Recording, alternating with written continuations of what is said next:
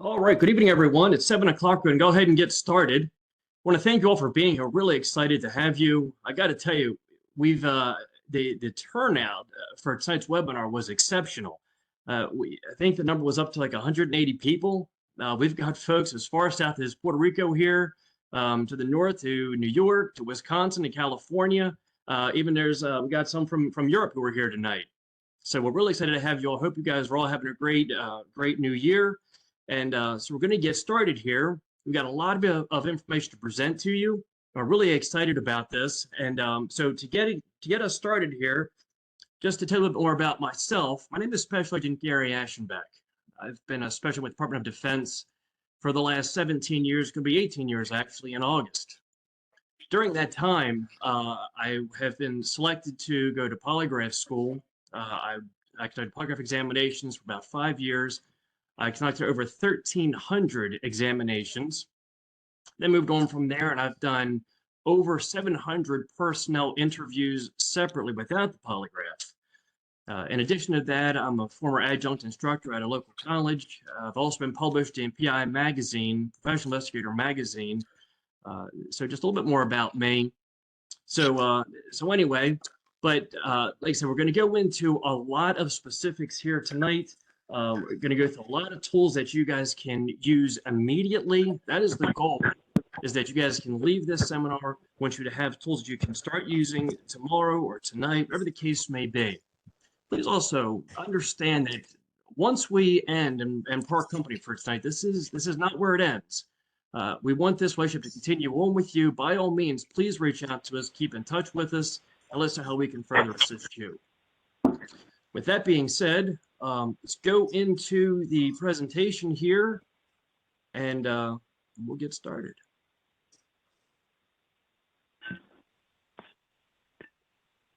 Before I go any further, it would be wrong with me to not provide a little caution to you. As I said, the tools we're going to provide here, they are very powerful. You're going to want to employ these things immediately. You're going to use them on family and friends, but I caution you not to do that. If you do, you won't have any more family or friends, I can assure you. However, with that being said, you are welcome to use this on children. They are fair game. So let's go on. And what better way to start a seminar than with this guy? As you might recall, his credo was truth, justice, and the American way. You might recall that was his credo. The man of steel always told the truth, never told a lie. Unfortunately, us mere mortals, we're not made of such sterling material, as we oftentimes lie. Sometimes we lie a lot. The question becomes, though, what do we lie about? Would you be surprised to know that studies have shown that we lie on average about 13 times a day? 13 times. Is that a lot? And then you have to wonder, you know what, do we really want to be telling the truth all the time? Would you really want to know what your coworker thinks about your outfit that day? Maybe not. You know, what's the big deal, I guess, in some cases? Here's what the big deal is. Before any seminar that we conduct, we go and we look to see how many officers have been killed on duty. In the last several years, 2019, 147 police officers were killed. In 2020, 436 were killed. 2021, 669 police officers. And already this year, there has been one police officer's death. Now, as we know, this seminar here is about detecting truth and deception, and it would be wrong of me to say that they were all killed due to a lie that was told to them. But we don't know that.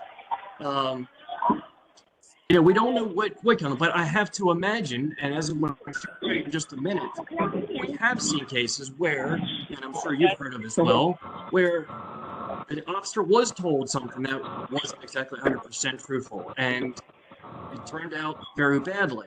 2022, you ready? 100 officers who died in line of duty. 229 police officers. As far as I'm concerned, one police officer's death is too many. And we're at 229. We're already at one death so far in 2023. goal here tonight is to provide tools to help you to identify deception in addition to the truth. I'll say that again. This training is to identify the truth and deception. We had an officer call us one time after the training. He said that he had to testify in court. He said he got beat up pretty bad. And he said it was pretty much our fault. And we responded and said, our fault. I said, what did we do? He said, well, I was in the courtroom. I was testifying. And the attorney, they knew that they'd asked me if I'd been to any training. And I said, yes, I had. And they said, what was the training about? He goes, well, it was about how to tell somebody's lying. And I said, that moment, the attorney turned and looked and said to the jury, did you hear that, jury? This man has been through 3 days of training to learn how to tell when a person is not being truthful. My client was being truthful, and he wasn't able to tell that. And as a result, the case was thrown out. I was found not guilty. So again, that is my point here, is please remember, we're looking to identify truth and deception here, not only deception.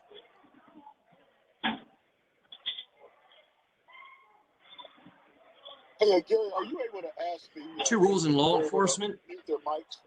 One of those rules is that cops die. Second rule is that we can't change rule number 1. However, we have to think that there is a way to stop it, maybe slow it down, or to reduce those numbers. And we want you guys going home safely at the end of your shift, and being safer on the job, working with your colleagues. And by all means, please, as you guys have received from me already, the 16 evasive verbal responses, please share that with others. It is a very, very powerful tool. We're going to go over it here shortly.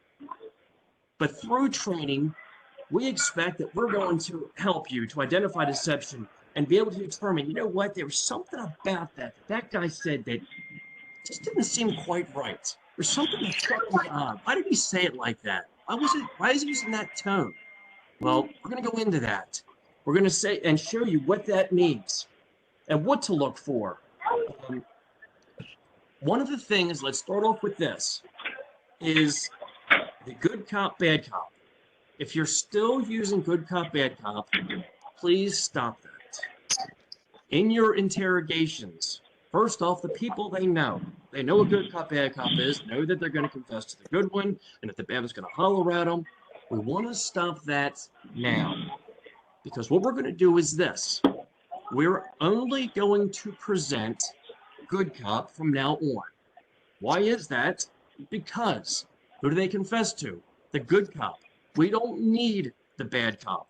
We can create a bond. We can create that rapport with those individuals so we can eliminate the bad cop. We can have a good quality conversation, an interview or an interrogation with these folks, and elicit that, as we always look for, is the non-confrontational confession from these folks. That is a good quality confession that you can take into the courtroom and you can proudly say, here's what we said, here's what we did, here's what the individual said, and ultimately get, obviously we're looking for that guilty confession and that guilty verdict. So with that, no more bad cop. I'm going to surprise you by the next thing that I'm going to say here. You might not think that you're in this line of work, particularly when it comes to interviews and interrogation, but we are. We're in the business of human relations. In addition to, we're in the business of sales. If you don't believe that you're in the business of sales, I'm here to change your mind about that tonight. When you're in that interview, when you're in that interrogation, you're trying to bond with that person. You better believe that your job is to sell yourself. You have to get them onto your side. You have to build quality rapport. Now, how do we do that? Well, understand this. This training that I'm providing here tonight is normally a 3-day class. I'm condensing this down into 1 hour. I'm doing the best that I can. But I would like to point this out to you.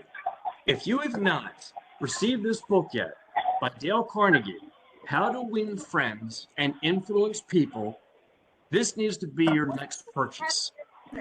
We do not receive anything from the Dale Carnegie Corporation for promoting their product. We've been doing it for years, and we're doing that because we so strongly believe in the lessons that Dale Carnegie provides. He provides bulleted items of what you can do to better your relationship with that individual. Rule number one, as it says, is we do not ever criticize, condemn, or complain about the person. Surely that person who is sitting across from you might be the biggest piece of garbage on this earth, and so be it. It is not the time to sit there in the interview and tell them what a piece of garbage that they are, or put them down, or to belittle them.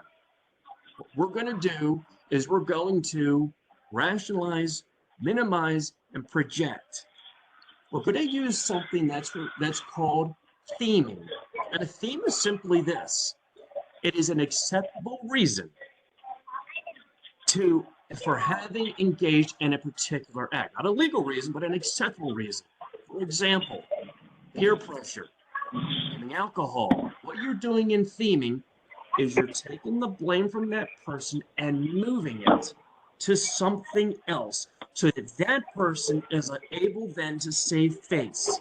So they don't see themselves as being that bad of a person. Well, you might want them to see them as being that bad of a person. That's not the time to do it. We want to move that blame, allow them to save face, and make them comfortable in opening up to you, ultimately confessing to you. Just think about it. Who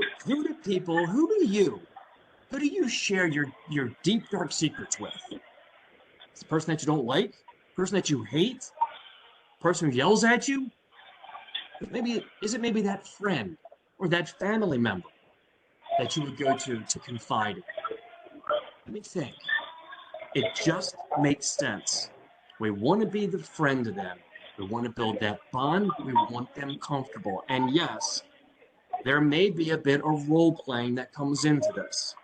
Acting, so be it. There's nothing wrong with that. So as I said, we're in the business of human relations, bonding with people, building that quality rapport, in addition to being salespeople, selling ourselves so that they're comfortable with us. We're going to go more into that here shortly. But again, keep that peace in mind. Do not go in and argue and holler at the people. I've made that mistake in the past. Doesn't work. We learn from that. We move on. That's what we're all here for. So learn from each other. So don't make the same mistakes that I've done. Let's talk about the objectives for the next hour. Number one is safety. Again, we want you going home safely at night after your shift, being safe on the job, being more alert, more aware of what these folks are saying to you, what maybe they're not saying to you. We're going to talk about body language and the two-pronged test. We're going to go over some facts about lies, tools of the trade, lies of omission, the three-strike rule, and the verbal lie detector. Yes, we've got a lot to cover here. As I said in the beginning, I want you to walk away from this with tools that you can immediately employ tonight. So let's go into it. Let me get started with this. Police officer from the class previously said to me that while on a traffic stop at 0400 hours, the skill set I acquired in your class, I believe, saved my life. When I asked the driver about weapons, his evasive verbal response and body language alerted me to take extra caution. After a search of his vehicle, I recovered a loaded handgun under the driver's seat.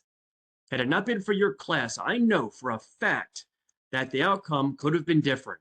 In the end, no one was hurt. The bad guy was locked up. While in transport to the station, he asked how I knew there was a weapon in the car. LOL. All I could say to him was that I'm a human lie detector. And that's great. Got a little chuckle out of it at the end of the day. Officer went home safely. The bad guy went to jail. I'm great with that. And that's what we want for you. This could have been one more statistic as what I showed you earlier, numbers of police officers who were killed in the line of duty. Because you know there were other officers who've been in the same position as this. Perhaps you've been in a similar position. In fact, take a look at this. There's the handgun that the guy actually did have on him. This officer wasn't so lucky. He came up to us during the class, during a break rather, We'll get in the back. and he said, you know, he goes, I was out of patrols protecting my ears, and last night actually I got shot. I looked at him and said, what? You got shot? What happened? Take a look at this statement here, or this short sentence rather. The driver said to him, I have a gun in the trunk. I have a gun in the trunk. Now, at the conclusion of this webinar, you will now recognize that there's one word in that sentence that this officer, as he admitted, said, if I had have been here first, then maybe this wouldn't have happened to me. He admitted that that one word would have stood out to him and maybe caused him to take pause and ask another additional question. The word is A. A, in regards to what we're going to go over, forensic statement analysis, the word A means that it's one of many. It is not singular, rather it is plural. Within this tool, this is, so often people tell me, wait a minute, forensic statement analysis, that's handwriting, right? Like I'm looking to see how far the Y comes down. No. That is not what this is at all. FSA is looking at the individual words that a person either writes in a statement or says verbally. As in this case here, he said, I have a gun in the trunk. Well, as we're saying, the A means one of many. It is not singular, it is plural. As in a house, a car, a home, a husband.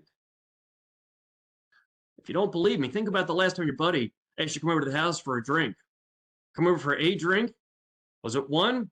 Or how'd that go? More than likely it turned into several, I'm sure.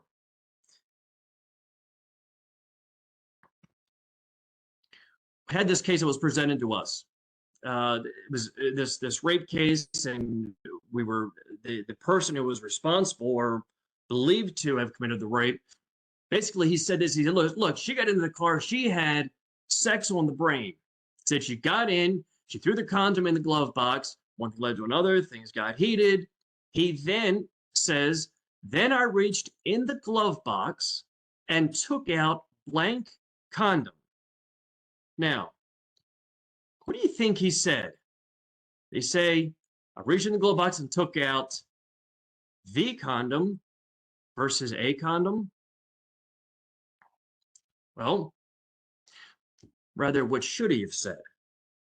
He should have said, I took out the condom, meaning singular or one. However, he actually said, reached in the glove box and took out a condom, which as we picked up on and said a, meaning one of many. And I'm sure to this day, that guy's got no idea what got him convicted from that night, but it was the simple word a. We looked at that, we honed in more on that. I ultimately did confess, and it was rape, and he was ultimately charged. So that is the power of forensic statement analysis. You're going to see more examples of that here shortly, and how what we're going to go over is FSA in addition to forensic behavioral analysis, the body language. We're going to demonstrate to you how these two tools so beautifully complement each other to give you that advantage in preparing for that interview. Going in there, you're going to use their own words against them, unbeknownst to them, give you that advantage to ultimately position you better to obtain that voluntary confession. That's what we're looking for. So again, A means one of many. It is not singular. As it happened here, I have a gun in the trunk. That's exactly what was it. The driver was in the driver's seat. He had a gun. He did have a gun in the driver's side. There was another one in the trunk. As the officer turned to go look into the trunk, turned around, and the guy had a small caliber pistol and shot him in the vest. Thank God he wasn't, it was a small caliber, it didn't penetrate. But what if it had shot him in the face? You know, the whole night could have turned out differently. So hopefully for you as well, you hear something like that, let that little alarm go off in your head. Wait a minute, ask that additional question. A gun, are there any others in the car? Let them answer that.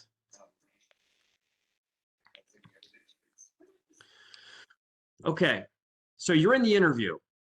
This is what it looks like to the person being interviewed.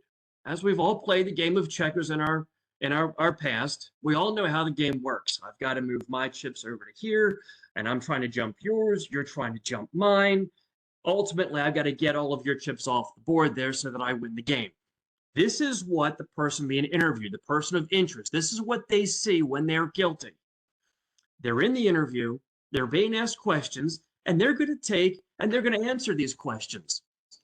Now, if in fact they are telling the truth, they've got nothing to hide, the other side, which is us, we're the enemy, the other side goes away. It doesn't matter where they move those checkers. They have the freedom to go anywhere that they want. But the person being deceptive has to look at the board and has to see, well, if I answer that question this way, well, then he's going to ask me that. I don't want to go down that road, so I pull my finger back. I got it. Well, if I say no to this one, then I'm going to, oh my God, I don't want to go down that road either. That's not a good answer. That's what goes on in the deceptive person's mind. Remember this, the gift of truth is the gift of freedom. If you're being honest, there is no opponent. You're welcome to move around the board anywhere you want. Being deceptive, though, you have to make a decision.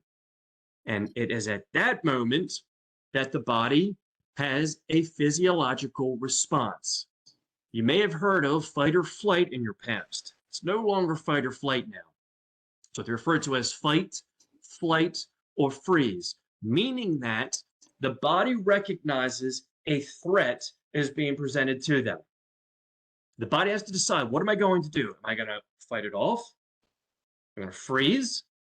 What am I going to, I have to make this, I have to do something.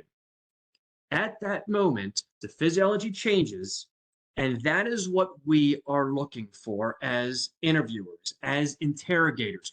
We want to see those little changes. We want to see, why is it at that moment when I ask that question about that gun or being in that house, every time I ask that, man, I see this little leaning back, he rubs the side of his nose, he's wiping away his eye. Every time I see that, what is the reason for that? Well, that's a tell that we're looking for. I'm going to show you here shortly about the two-prong test and when you can rely on that little tell as being a reasonable indicator that, yep, this is a sensitive area to me. We do need to talk more about that.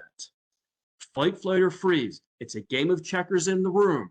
You are the enemy. They have to be careful where they're moving to. When they're making that decision, we're looking for the physiological responses.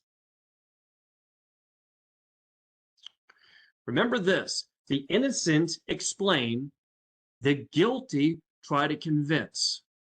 The way that we word that is, are they selling or are they telling? You're asking a person about what they did that day, where they did that night, where they went to. List the words that they're using. Are they explaining to you what they did? Or are they trying to convince you, trying to get you to buy into their story? Oftentimes, the innocent person will have no problem repeatedly going over and over and over the story. However, the one who's being deceptive, man, we didn't just go over this. I don't want to talk about that thing again. Man, let's move on.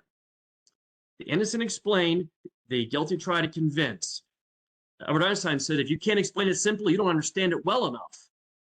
We changed it a little bit to say, if you don't understand it simply, you probably didn't live it simply, because you should be able to explain it very easily if it happened just like that, as you're saying that it did. So we talked before about the physiological responses. When a person moving those checkers around, the physiological response is the behavioral or verbal response given as a result of the internal conflict, that's the fight, flight, or freeze, resulting from the internal stress, anxiety, and depression, which is caused by lying. Behavioral analysis is the primary tool that we use to analyze that body language and determine if it is a reliable indicator. Forensic statement analysis is the tool that we use to analyze the words that the person is using. We want to be aware of this. The number one most common mistake in reading body language is the false positive, meaning that we are looking at this person and we are assuming that he is guilty when in fact he's really not. We do not want to fall susceptible to that. So we have a tool that's going to help to prevent you from making that mistake. We're looking for clusters. By that we mean, I ask that sensitive question, did you rob that bank? I didn't rob that bank. Keep asking me. Did you rob that bank? And I already told you that. No, the answer is no. That's what you're looking for. We're looking for that consistent body language, that consistent movement, that tell to determine, wow, he's not only doing this, he's shifting his body away, he's breaking eye contact. And what's this little thing going on? We got sweat building up on his forehead there. I'm looking to see numerous indicators to help me not fall victim to that false positive. In addition to that, we're looking for the two-pronged test being, is it timely? Is it consistent? What we mean by that is this. Is it timely? Now, I've had people before that have told me, Gary, I'm telling you, this guy's guilty. How do you know that? Well, because I asked him the question and then shifted his body away, broke eye contact. I said, well, about how long did that take to happen? Oh, I don't know, easy. 20 minutes later did it. It's 20 minutes. I could go have lunch in 20 minutes. That's not acceptable. Timely means once you ask that key question, the response, the physiological change has to happen within 3 to 5 seconds. 3 to 5 seconds. That's it. That's what I'm looking for here. In addition to that, the other piece of this is it consistent? Every time I ask him about robbing that bank, he breaks eye contact, looks over the side of his nose. Do this. Move on to something else in the interview. Go to another area. Come back again later on and talk about that same thing. So I ask about that bank, breaks eye contact, shifts away, rubs the side of his nose. I'm seeing it consistently. This here is your your more so guarantee that, wow, this really is something I should rely on. There really is something going on there. Now, word of caution here, I use the word guarantee lightly. Let me say this to you. There are no guarantees in this. In fact, there's only 2 guarantees in life. They are death and taxes. We're dealing with human beings here.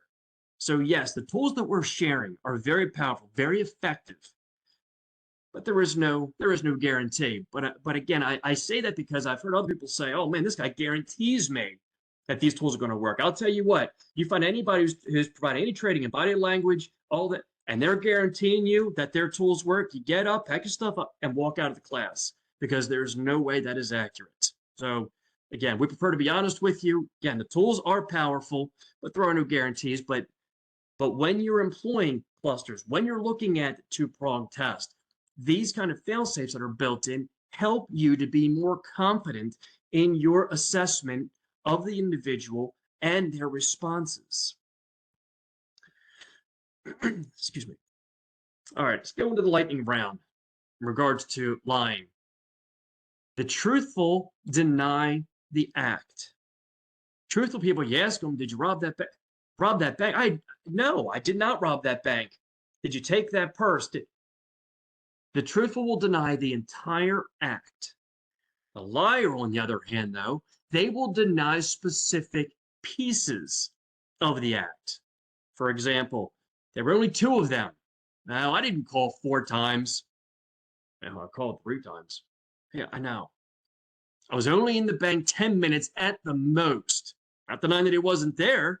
So it was at 10 minutes at the most. That's it. But see the difference there? They're denying the specific details. Truthful would have said, wasn't there at all. I didn't take that. I have no idea what that thing is. I didn't shoot anyone. They're not going to pick it apart and look at different individual pieces. So keep that in mind when you're asking those questions. You know, We see it oftentimes on TV when they show these interrogations and they're slamming their fist, throwing their weight around, and they're hollering at the people, and they're violating what I said to you earlier on. Don't criticize, condemn, or complain. They're violating those right out of the gate. You know why they're doing that? It's because it sells. They're selling ads. They're selling dog shampoo.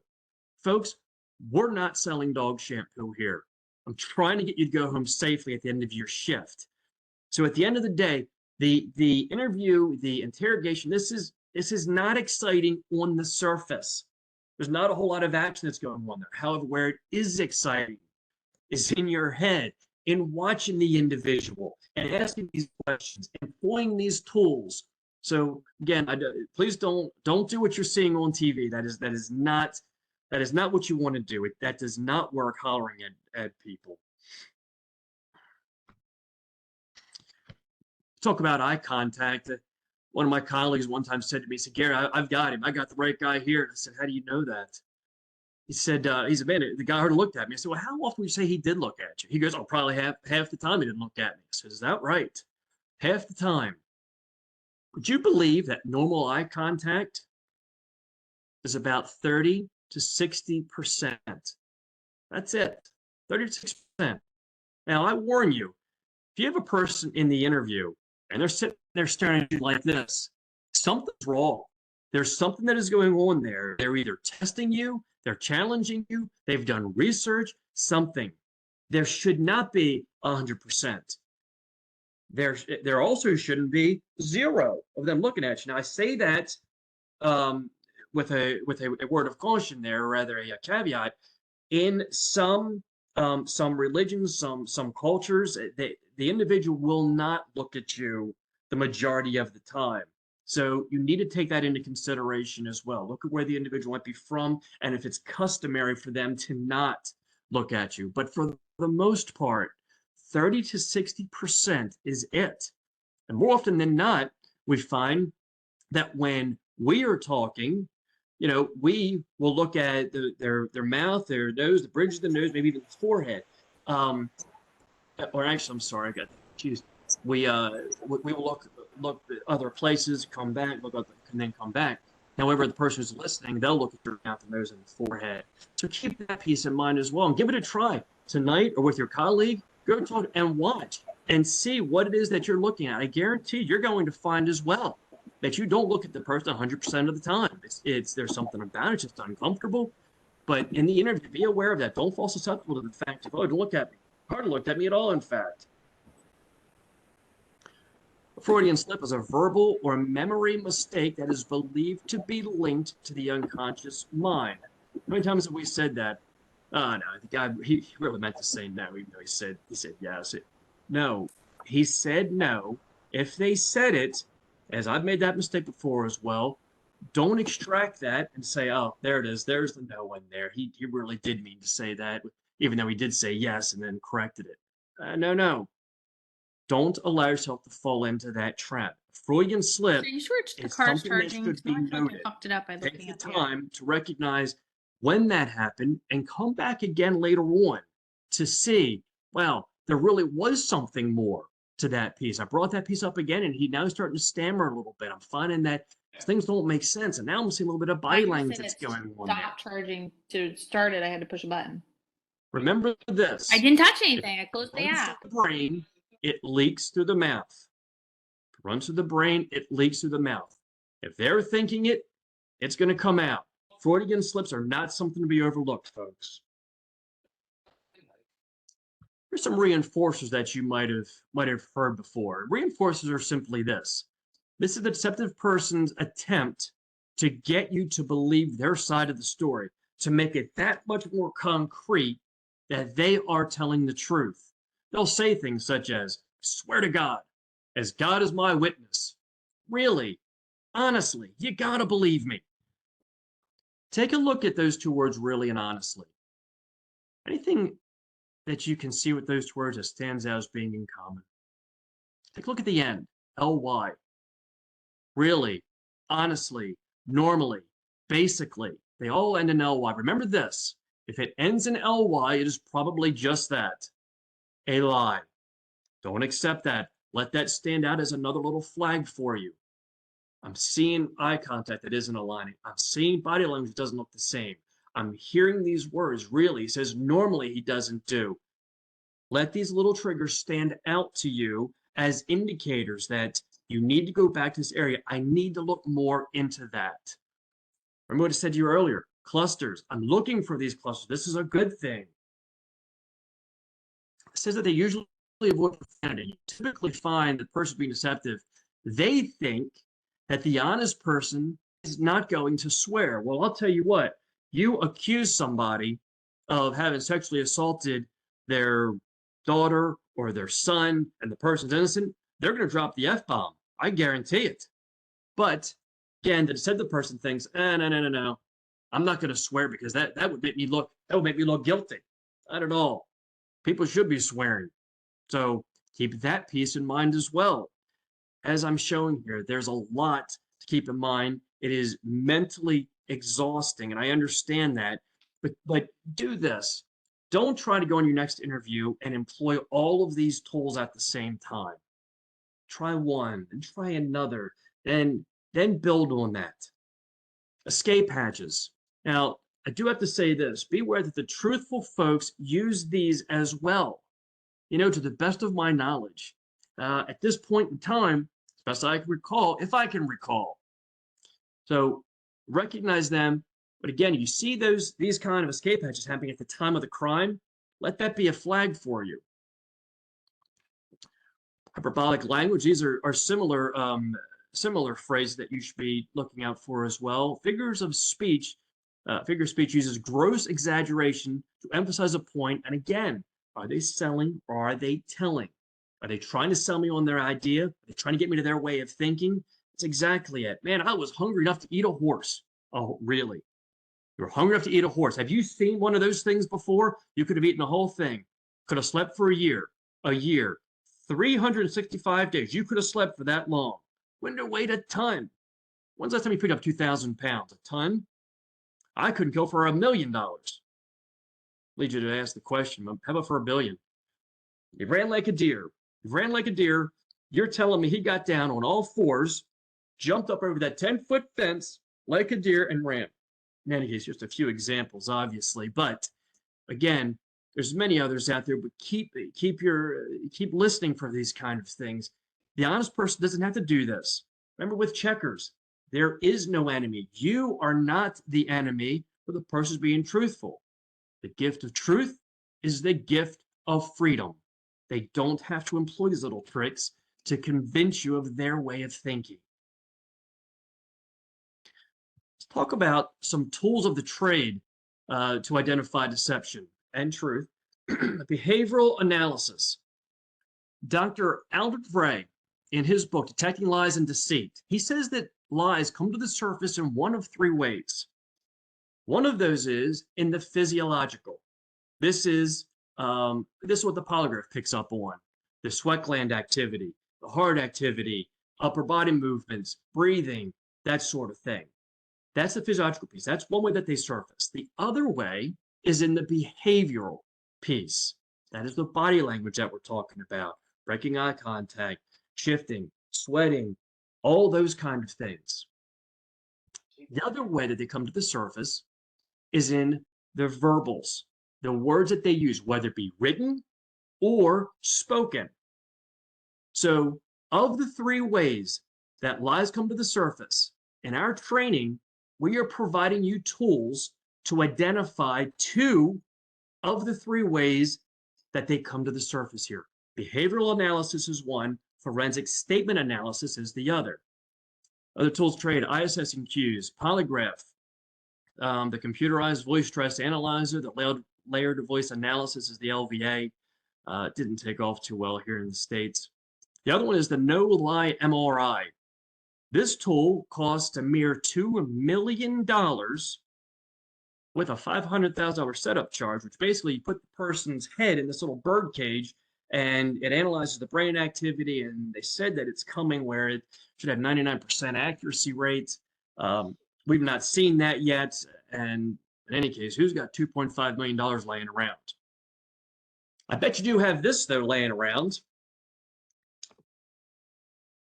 How about a set of markers? Forensic statement analysis is simply this. It's a powerful investigative tool. It's based upon the belief that given the opportunity, a person's own words will betray them if in fact they are guilty. Using FSA, we look at the person's individual words to explain what they did or they didn't do. Again, this is not handwriting analysis. This is looking at the individual words. The A, I have a gun in the trunk. He should have said the. Why is he using the word a? That is what FSA does.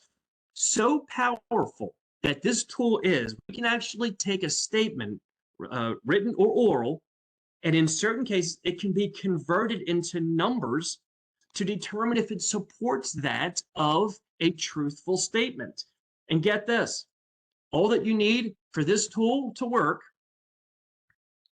is a set of markers, which costs, I don't know, roughly $2.75, maybe, give or take, depending upon whether you go to Walmart or Amazon, whatever. I'm pretty sure that that is a significantly cheaper tool to employ. And I'll tell you what, I would put this tool up against any of these other tools as well to determine whether or not the person is being truthful or deceptive. For $2.75, get a pack of markers.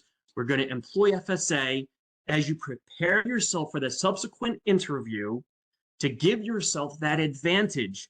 Going in there, you're going to use their words against them, which, as I just said, their own words will betray them if, in fact, they're not being truthful. This here, as we all would recognize, is a crime scene. To me, this is a crime scene. This is what FSA works off of. Now, I'm not going to go through this entire statement due to time, obviously, but let me show you just a little bit about what it looks like when FSA is employed. Now, to me, all of these colors mean something. All these lines, the little circles, all of that. It's been said, now, forensic statement analysis was said to have been founded or invented by an Israeli named Avinoam Sapir. We give Mr. Sapir credit for the tool. We did not develop this, he did. But what he said is this: 80% of your cases can be solved simply by looking at the pronouns alone. Say that again, 80% can be solved by looking at the pronouns alone. The pronouns are simply the he, she, he, it, they, we, us, those kind of words. In a statement, as you see here, I've circled all of the pronouns because that is the first thing that we look at when we analyze a statement here. We look at other things. The green that you see there as she refers to my car, the car. Why did it change from my car to the car? Well, there's a reason for that. This woman, she had reported to the police that she went out one day. She was going to run some errands. On her way, she got bumped at a traffic sign, traffic light. She turns off to talk to the individual who had bumped her. There's actually two individuals in the vehicle behind her. During the conversation with the driver, the passenger goes around to the driver's side of her car, takes her purse that was sitting there, runs off with it. The driver puts the knife in her throat and said, "This never happened, go home." And that was it. That's what she had reported. Now, that's what you're looking at here. Now, we went through it, and we've got a few items here that stand out as being a concern. Look at and drove down. I was going to make an appointment, bumped, changed to hit. After we had analyzed this with FSA, we took it to the next step. We took and broke it down into numbers to see if it supported the truth. Now, the way this is done is you look at the number of lines overall, the number of words overall, and then you break it down into, look to see what the percentages are for the initial event, which is the actual act of the crime happening, and then the ending trivia, which is afterwards. This here, for this to be a truthful statement, the first column and the second column will have to be flipped. Obviously, as you see, it did not support a truthful statement. We went back to the police officer. We told them that. We said, look, you know this didn't happen like this, right? and they confirmed it as well. They said, "You're right. It didn't happen like that. It wasn't truthful, and it was actually her attempt to get more. She had oxycodone that was in her purse, and it was a false placement." All right, let's take a close look at this one now. This is an arson investigation. Now, all you do with FSA is you simply ask the person, give them a piece of paper, and say, "Please, tell me what happened. Can you turn this down? From the time that you got up today until the time that your eyes closed for the last time that night. Not when they went to bed, but for the last time that their eyes closed." We had a person one time. He actually went to bed, got up, burned his neighbor's house down, then came back and went to sleep. But it's that simple. That's all you have to do to employ the tool. It's the paper, and what happened? They ask you, "Where do you want to start?" You say, "At the beginning." They say, "What do you want to know?" You tell them everything, and you walk away. That's it. Once you receive their completed statement, you never, ever, ever give it back to them afterwards. If they want to change something later on, they get a fresh sheet of paper. They can do another one. They can never give them back their statement. This one here, this one had reported that she and her daughter Katie were at her home, and they were doing some things around the house, and then they left to go to McDonald's to have dinner that night. She said, "I arrived at my house at about 3:30 and went inside. I made some phone calls, then cleaned up a little bit because my house was a mess." Excuse me. It was around dinner time when I decided to take Katie to eat. Finished putting things away, and we left at about 4:45. As we walked outside, I turned to lock the door to, whoops, the house. If you're going to McDonald's, I came home and the house had burned down. Folks, what happened right there between my house, this is the third line down, where then it changed to the? What I say earlier, in that FSA, their words will betray them. Unbeknownst to her, she changed from my to the. What happened there was psychologically, she flipped it in her head. She knew that when they left at about 4:45, that would be the last time that she would ever walk out of my house again. She actually did. She set a stove or water on the stove. It burned, and then it's obviously burned down. But psychologically, that's what happens there. It is just looking at the pronouns alone. If you were going to interview her, you had the statement, you would then go into the interview prepared with this, and I would ever pick up, "Tell me more about when you left the house. What did you do then?" I want to hear her say, well, she's probably going to omit, or try to omit rather, put a boiling pot of water on the stove. But it's a very simple demonstration of how powerful and how easy it is to employ this tool. As I said earlier, forensic behavioral analysis, the body language, and forensic statement analysis complement each other. That's why we teach both in our training. Other I&I classes teach either behavioral analysis or statement analysis. Here, you're getting both.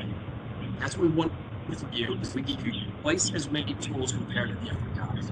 To give you that many more tools in your toolkit to give you the advantage to make you successful. We don't have time to go into all these, unfortunately. This is a alleged suicide statement we received from Washington State. There's one word in this statement that allowed us. We called from Maryland out to Washington State, and we told the mother of the deceased it was alleged to be a suicide. We told her, "Ma'am, if you're not sitting down, you need to, because this is not a suicide. This is a homicide." Case was won. It was a very big deal. One word in here, we actually go through it all in future seminars, but it was actually published by Ann Rule. It was a very sad story, but it was later determined it wasn't officially ruled a homicide. All the evidence there points to it being it wasn't suicide, it was a homicide. So, we go over the statement from Susan Smith, as you may recall, from 2 years back. She actually brought up parole here in a couple of years. Next year, rather. Anyway, she's the mother who drowned her 2 young boys at John D. Long Lake in South Carolina. We looked at her statement to see what exactly it said. Take a look at this. which talks about my life is so bad and was in my car ready to go down. That ran into the water. And I did go part way, but I stopped. Went again and I stopped.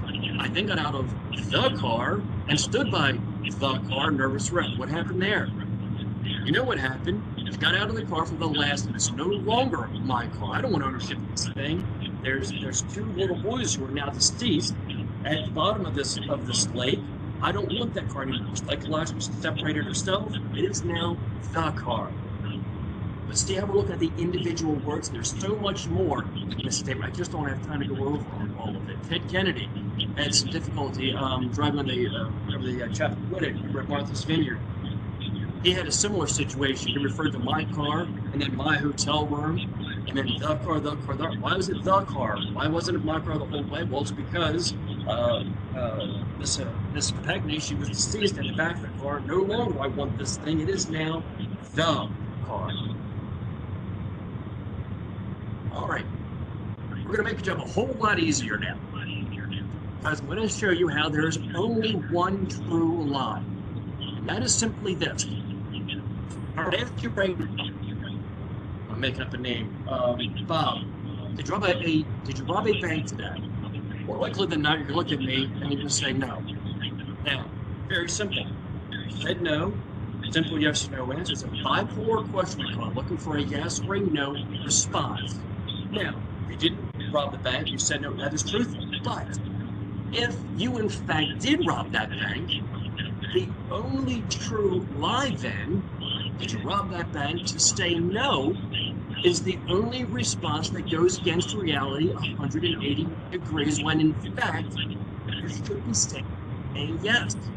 There is only one true lie. Now, as you see there on the signs, the EVRs, they're referred to as evasive verbal responses. A truthful person has no problem answering that question with a simple no. The person who's being deceptive is going to give some other kind of response. Let's go. In fact, you take out the 16 basic verbal response that I sent to you, that sheet. There are several categories that was developed by a gentleman named Wendell Rudisill. He was in the military. He's a calligrapher now. He conducted the study, and long story short, he used a 100-person control group, and he looked at the response that he received from the truthful people and the non-truthful people to see what was the most common response that he received when the person was being deceptive. For example, did you rob that bank? You look on the sheet there. Number one was unfinished business. Did you rob that bank? You told him absolutely everything. Unfinished businesses, that's about it. That's about the gist of it. That's about all I know. If you look there, the lying group and the truthful group, that is not the number of people. That's the number of responses. Out of 50 responses, 40 times, the person who gave one of these EVRs came from the confirmed lying group. Rob that bank. I can't say. Think of anything. I can't think of anything about that. I can't really think of anything about that. 86 responses, 72 times it came from the confirmed lying group. As you go down that list, again, I'm title and time again, unfortunately. Now see how to read this paper here again. As I said, not the number of people, the number of responses there.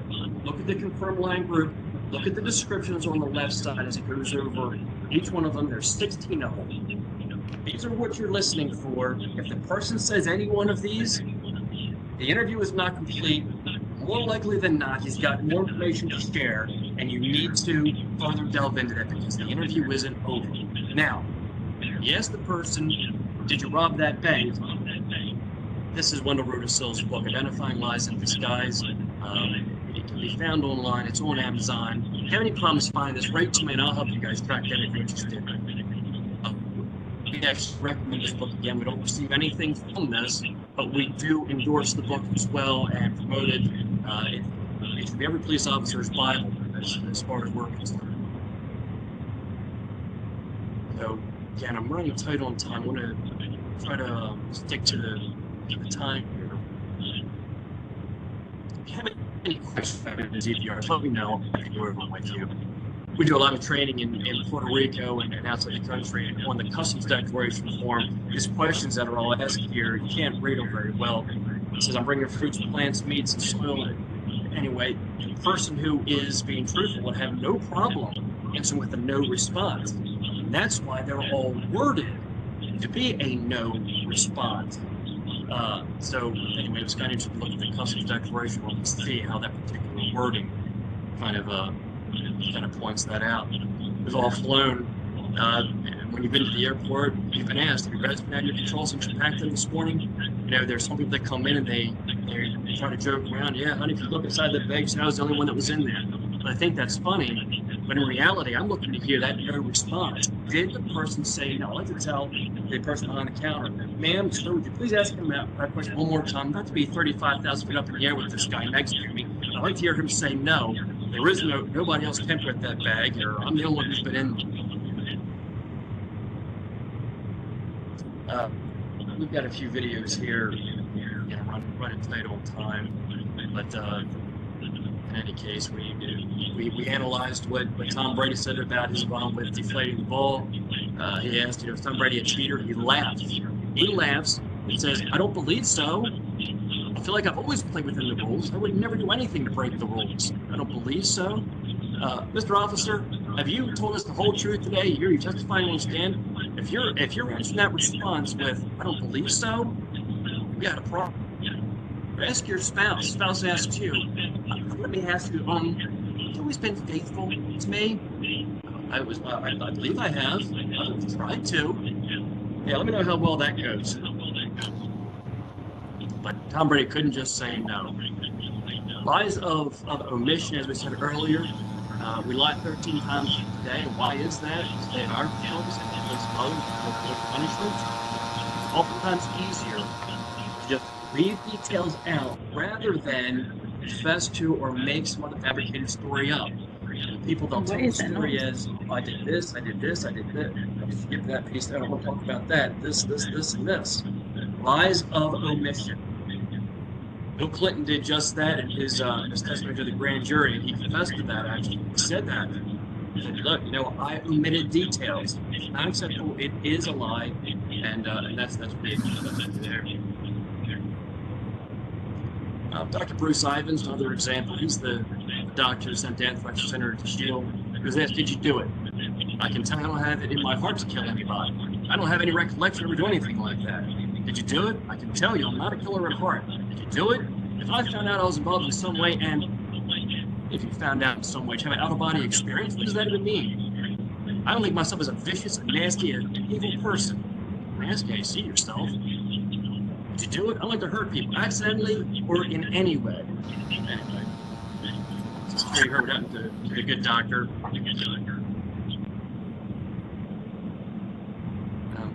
John Edwards, another one. They're omitting details. They're giving. The point is these evasive verbal responses. They can't just say no because they're being dishonest.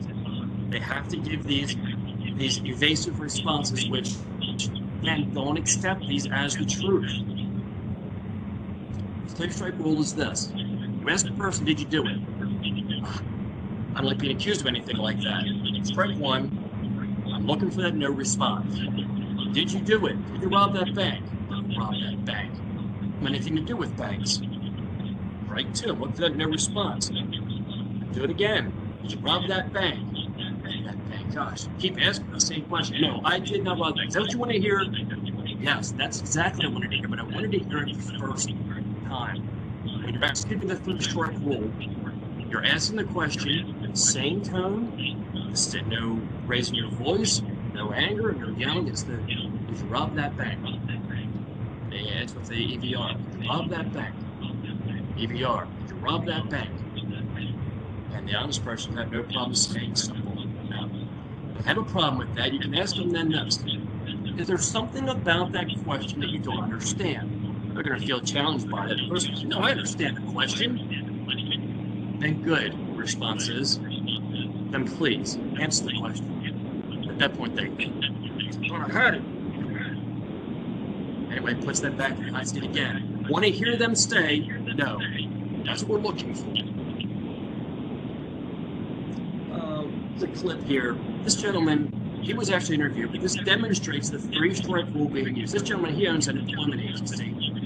Christmas Eve, his office was broken into. He went reported to the police that his equipment was stolen, filed the insurance claim. Anyway, he gets submitted to take a polygraph. Now, the calligrapher here has already asked him all the preliminary questions.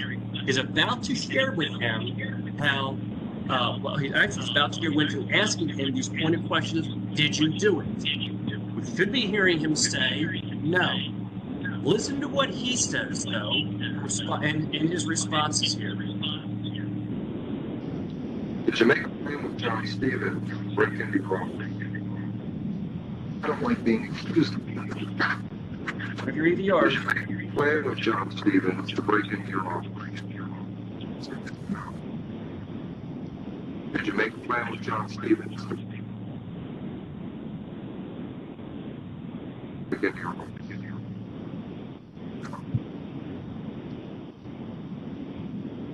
Did you pay John Stevens $200 to break into your office?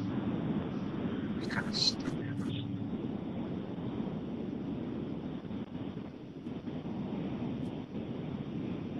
Did you pay John Stevens $200 to break into your office? I don't think it's $200.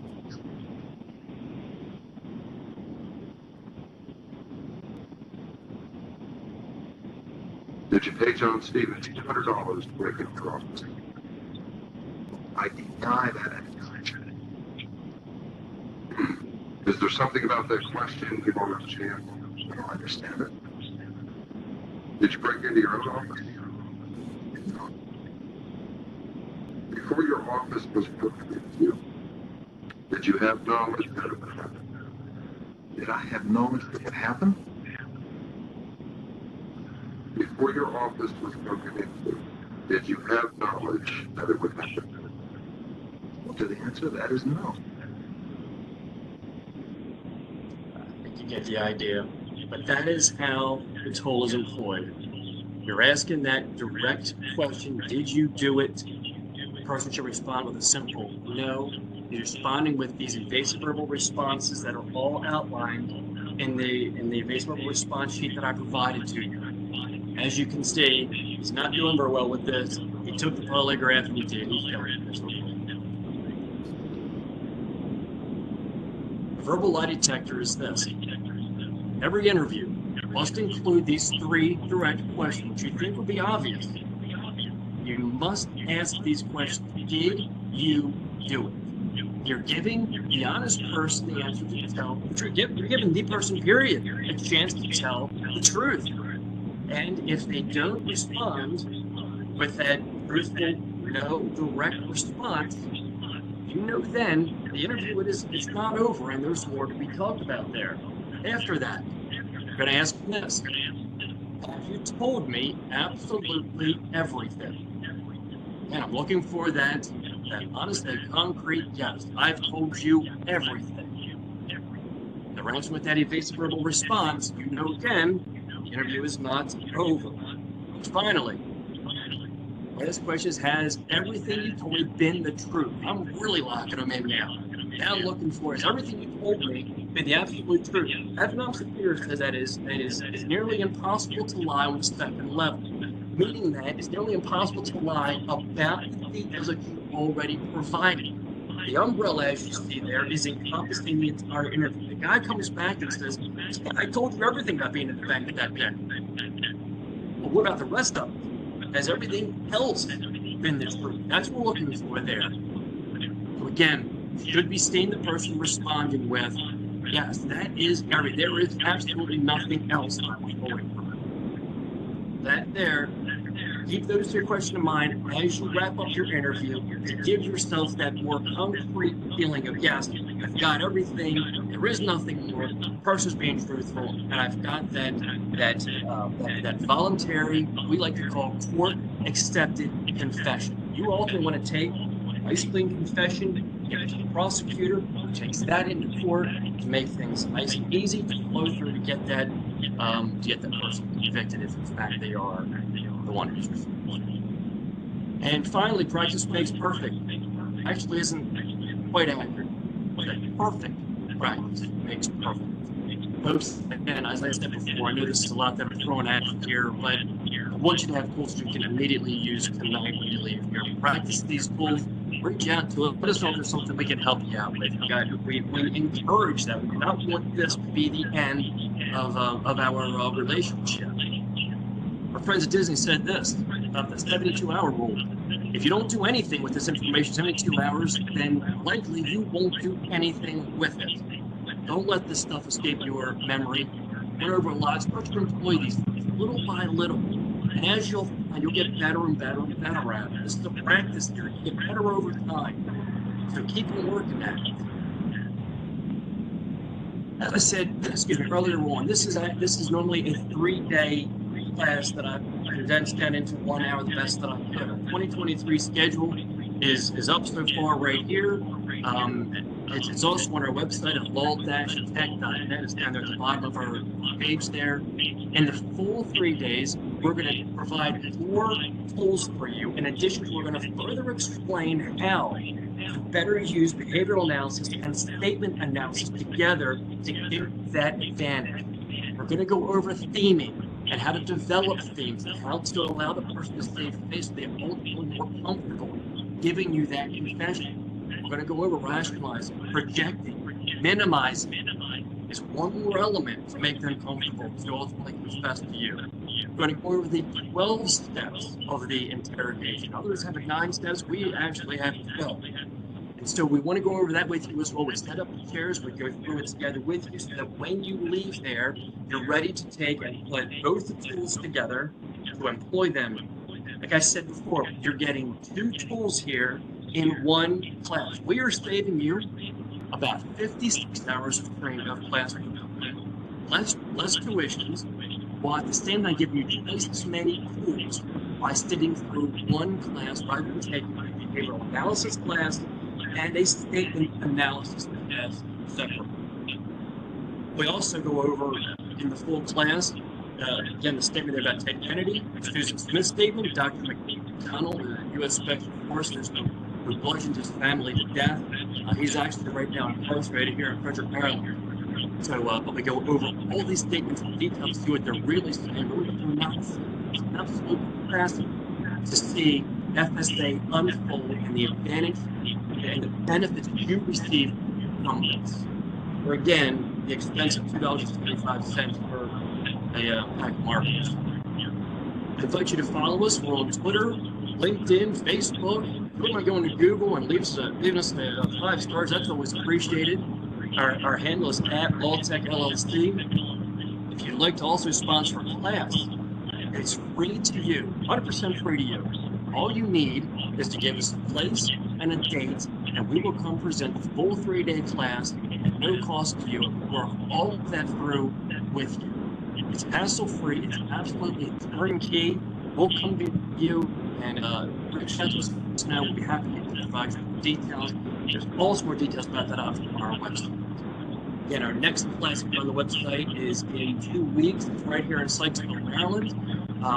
It's at the State Police and Maryland Extreme Center as well. But that was in 3 weeks. So love to see you there. The seats are filling as we speak. Go right online and register there. Sit on that.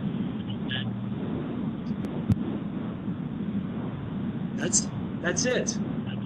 So anyway, hopefully you guys got a lot out of this. And my goal is for you to have tools you can use starting tonight. But in any case, we really appreciate you joining us here tonight. Please reach out to let me know if you have any other questions. We're happy to answer those for you. We don't want the relationship to end here. So thank you for your time. God bless. Stay safe. And I'll be happy to stick around and answer any questions that you guys might have. So anyway, I'll be here for some time. And if you need anything, please reach out. God bless. Stay safe.